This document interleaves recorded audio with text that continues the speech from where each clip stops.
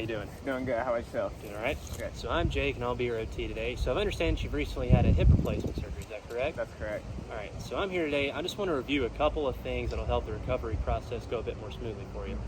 So to start off, there's a few things I want you to know about how to kind of position your body, or some do's and don'ts. So mainly it's just don'ts. So there's three main positions I want you to avoid. The first is whenever you're sitting down, laying down, anything, I don't want you to cross your legs at all, like your knees especially. And I also don't want you to cross your feet at any point. Third is whenever you're sitting down or doing anything, I don't want you to raise your knee past your waistline. We really want to avoid that. We want to keep the hip kind of as stable as possible to help the recovery process. Okay.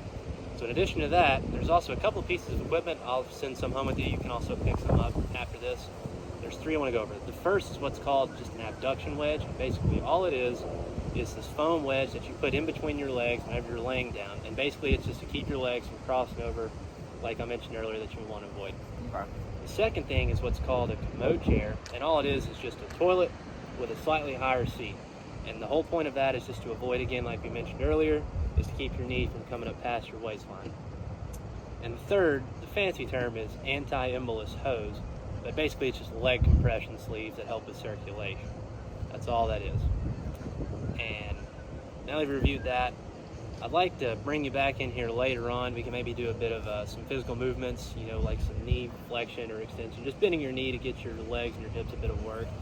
And I would also like to spend a bit more time, maybe reviewing some other bits of equipment that you can use around your house, some things to mostly help you get dressed or reach things that you may not be able to,